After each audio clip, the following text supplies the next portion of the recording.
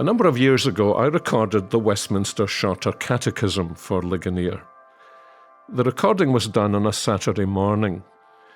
But lying in bed on the Friday night, I realized I had a problem. Not a theological problem, but a rhetorical one. Most of us know the first question and answer of that catechism. My problem was, how am I supposed to ask the question? Is it, what is the chief end of man? Or is it, what is the chief end of man? Or what is the chief end of man? Or should it rather be, what is the chief end of man? In a sense, the answer to my question was surely all of the above. So my musings underline for me just how rich this question really is. And the answer is even richer. Our chief end is to glorify God and to enjoy Him forever. These words are actually earthed in the opening chapters of the Bible. God, we are told in Genesis 2, made man from the dust of the earth.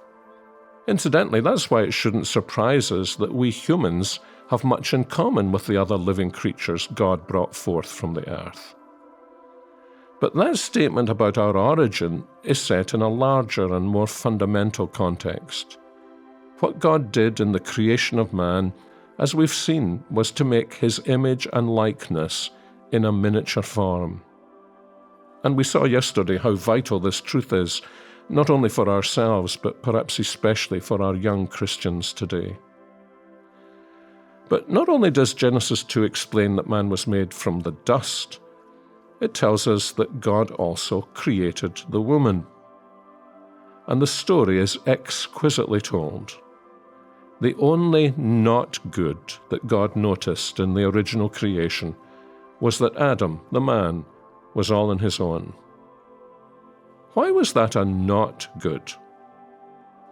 Perhaps the reason has already been hinted at in Genesis 1:26, when God said, "Let us make man in our image, after our likeness." God does not dwell in solitude, but in the personal relationships of the Father, the Son, and the Holy Spirit. The one God is alone God, but not lonely as God. And so God made companions for Adam. First of all, He made wonderful animals. Wonder if you've ever played the game Name That Tune? Well, God seems to have had a little fun with Adam in the garden. They had a game of Name That Animal. And Genesis 2:19 tells us how God brought the animals and the birds to Adam and asked him to name them. What fun that must have been. But as Genesis 2:20 says, none of them was really a perfect fit for Adam. And so God made a woman. The text actually says He built a woman for him. It wasn't haphazard. She was carefully created, Genesis tells us, out of Adam's rib, bone of his bone, flesh of his flesh. She was perfectly fitted for him. And when Adam saw her, he knew immediately she was different. But she was just what he needed. Unlike the animals, she was just like him. Made, we might say, in his likeness. Not identical to him, but like him. I think that's one of the things Paul meant when he said, you may remember in 1 Corinthians 11, verse 7, that man is the image and glory of God, but woman is the glory of man. Now, he's not demeaning women here, as though only men were made as God's image. No, Genesis teaches us that male and female are made as God's image. But he's saying that just as God made Adam to reflect Him as His image and likeness, and therefore to be an expression of His glory, although that is also true of woman, within the special relationship between Adam and Eve, she reflected Him. Just as in Adam God reflected His glory, God showed how marvelous He was by making this man as His image. So, as far as Adam was concerned, Eve was His glory. She was the one who showed his dignity to him.